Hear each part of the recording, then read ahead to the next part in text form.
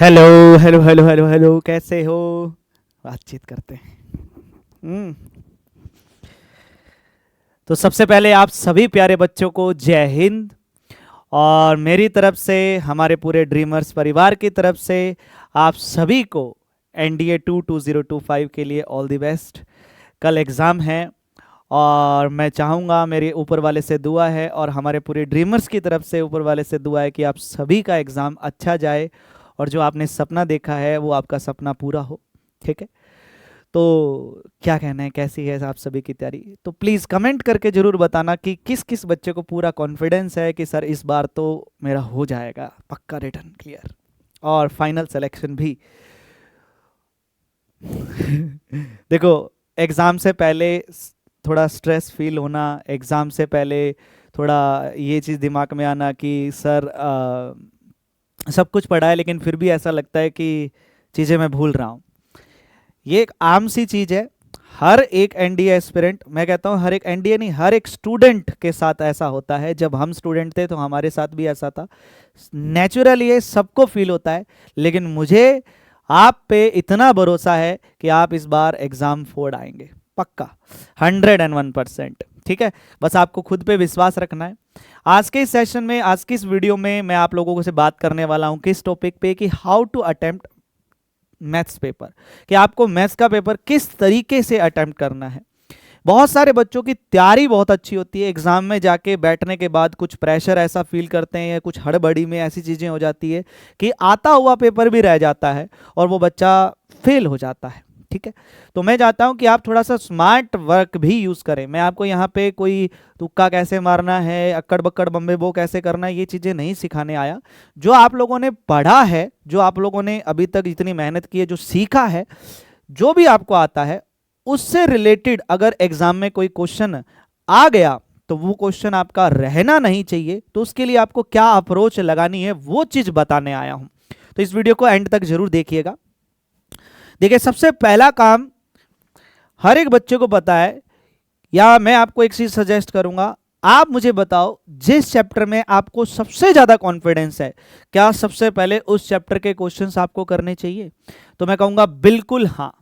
तो आपको क्या करना है, आज ही, और मैं पहले भी बोला था, आज ही आपको क्या करना है, अपने पहला स्टेप 10 से 12 चैप्टर जो आपके सबसे स्ट्रॉन्ग चैप्टर्स है, 10 से 12 वो स्ट्रॉन्ग चैप्टर्स, उनकी एक लिस्ट बना लेनी है। और एग्जाम में जाते ही सबसे पहले आपको उन्हीं 10-12 चैप्टर जो आपने लिस्ट बनाई है उनके क्वेश्चंस को ढूंढना है और उनको क्या कर लेना है, टिक कर लेना है। एक हिसाब से उनको क्या कर लेना है, सेलेक्ट कर लेना है। और फिर सेलेक्ट करने के बाद इन क्वेश्चंस को सोल्व करना स्टार्ट करना है। देखिए, मन ये कहेगा कि सीरीज वाइज चल, दिमाग ये कहेगा, दिल ये कहेगा कि आपके सामने क्वेश्चन ऐसा आएगा कि अच्छा इसको मैं ट्राई कर लेता हूं। मैं कह रहा हूं सबसे पहले आपको इस लिस्ट वाले क्वेश्चन को करना है, मतलब जो आपने लिस्ट बनाई है 10-12 चैप्टर की, जो आपके सबसे ज्यादा स्ट्रॉन्ग चैप्टर हैं, उनके क्वेश्चंस आप 5 से 10 मिनट के अंदर अंदर ढूंढ लेंगे और फिर 5 से 10 मिनट के अंदर अंदर सेलेक्ट करने के बाद उन क्वेश्चंस को सोल्व करना स्टार्ट करेंगे। ये सबसे बढ़िया अप्रोच रहती है। इससे क्या होगा, इससे ये होगा कि जो आपका स्ट्रॉन्ग वाला पोर्शन था वो आपने सबसे पहले लिपटा दिया।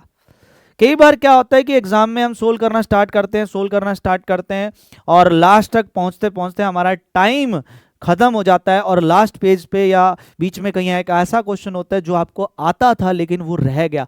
वो रहना नहीं चाहिए। मैं आपको बता रहा हूं, पेपर बहुत आसान आएगा, विश्वास रखो। जो आपने पढ़ा है वो सब कुछ आपको पेपर में देखने को मिलेगा, विश्वास रखो। बात क्या है, बात है कि हम प्रेशर में आके हड़बड़ी में चीजें कर देते हैं, ऐसा बिल्कुल भी नहीं करना। आपने जो पढ़ा है वो 101% आपको एग्जाम में मिलेगा और वही आता है एग्जाम में, बस हमें वो थोड़ा ढूंढना पड़ेगा, इतनी सी बात है। तो इसके लिए थोड़ी स्मार्ट वर्क से हमें काम करना है।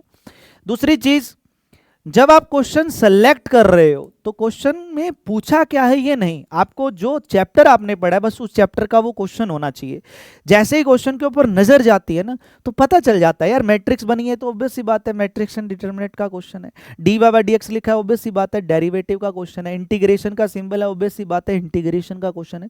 तो पूछा क्या है वो नहीं, बस उस चैप्टर का क्वेश्चन है तो उसको सिलेक्ट कर लो फटाफट, फिर उसको सोल्व करना स्टार्ट करो, ठीक है। दूसरी चीज, सर कई बच्चों के दिमाग में आता है कि सर क्वेश्चन कितने अटेम्प्ट करने चाहिए, तो आपको मेक श्योर कि आपका अगर जीएटी अच्छा है तो मैथ के अंदर 45 प्लस क्वेश्चंस तक आप लोगों को कर लेने हैं। अगर आप 45 प्लस क्वेश्चन, अगर आपको लगे कि 45 प्लस क्वेश्चन मेरे साइड से 100% एक्यूरेसी के साथ सही है, तो आप एक सेफ साइड में चले गए, आपका मैथ्स का पेपर एकदम क्लियर है। उसके बाद अगर टाइम बचा है तो आप जो है और क्वेश्चंस कर सकते हैं, लेकिन 45 क्वेश्चन आपके लिए सेफ साइड रहेगी।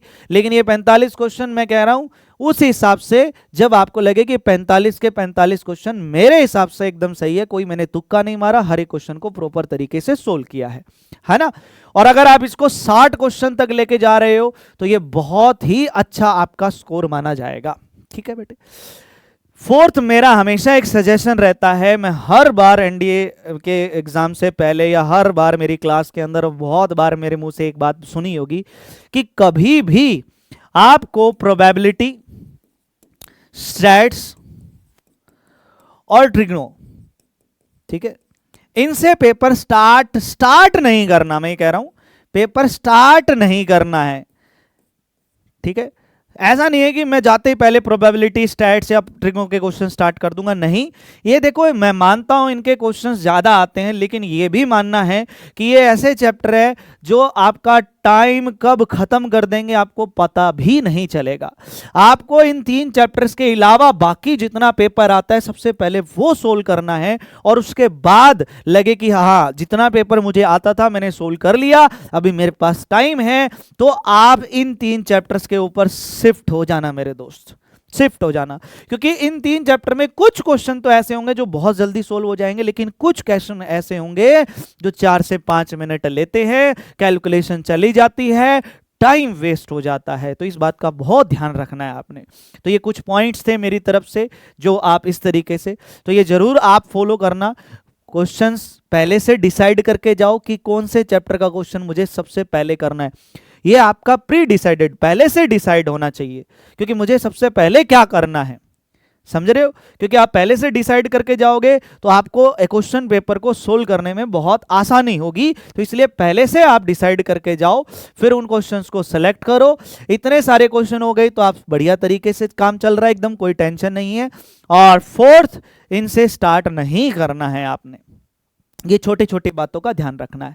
बाकी मेरी तरफ से आप सभी को बहुत बहुत विशेष ऑल द बेस्ट, और पूरे ड्रीमर्स परिवार की तरफ से आपको ऑल द बेस्ट। आपका पेपर अच्छा जाए, अच्छा नहीं बहुत ही अच्छा जाए, मेरी यही दुआ है। और मैं आपको बता रहा हूं पेपर आसान आएगा, जितना आपने पढ़ा है, जो आपने पढ़ा है, हर एक चीज आपको एग्जाम में मिलेगी। बाकी थोड़ा मैं आपके नज़दीक आके बात करता हूँ। इस बार मुझे आपसे ज़्यादा बात करने का मौका नहीं मिला, क्योंकि किसी काम से जम्मू गया था और फिर वहाँ बाढ़ आ गई, तो उसकी वजह से मैं वहीं फंसा रह गया। सारी चीज़ें मैंने अपनी आंखों से देखी है। तो भाई मैं सब कुछ महसूस करके आया हूँ। रिज़ल्ट जो भी रहे मेरे दोस्त, कुछ भी रहे, लाइफ में मौके बहुत मिलेंगे। बस एक चीज़ ध्यान रखना, कहने की बात है कि मौके बार बार नहीं आते, मैं कहता हूँ मौके बहुत बार आते हैं, लेकिन जब भी मौका आए तो मैं उस मौके का फ़ायदा उठाने के लिए एकदम वेल प्रिपेयर्ड होना चाहिए बंदा, कि जब मुझे मौका मिला मैं अपनी तरफ से पूरा प्रिपेयर्ड हूँ, मौका मिलते ही छक्का मार दूंगा। समझ रहे हो मेरी बात? तो ऐसा होना चाहिए। तो बाकी मैंने अपनी तरफ से पूरी जितनी मेरे से होता था, मैंने वहाँ से आपको लगभग 500 250 एक क्वेश्चन भेजे थे, 550 करके लगभग 500 क्वेश्चंस मैंने आपको भेजे। सॉल्यूशन जितने मेरे से हुए उतने मैक्सिमम मैंने अपनी तरफ से आउटपुट दी, पूरी कोशिश की। बाकी आप लोगों का प्यार, आप लोगों का सपोर्ट पूरा है, और रिज़ल्ट हमारा रहेगा, यकीन मानो। बहुत ही अच्छा पेपर, बहुत, वो मैं बार बार बोल रहा हूँ, आपने जो पढ़ा है वही एग्ज़ाम में आएगा। बस हमें प्रेशर में बिल्कुल भी नहीं आना है, फुल कॉन्फिडेंस के साथ जाना है और एकदम एग्ज़ाम को फोड़ के आ जाना है। और ज़रूर आप फोड़ के आओगे, 101%, कोई रोक नहीं सकता। ठीक है, क्लियर है? बाकी जय हिंद, जय भारत, वंदे मातरम।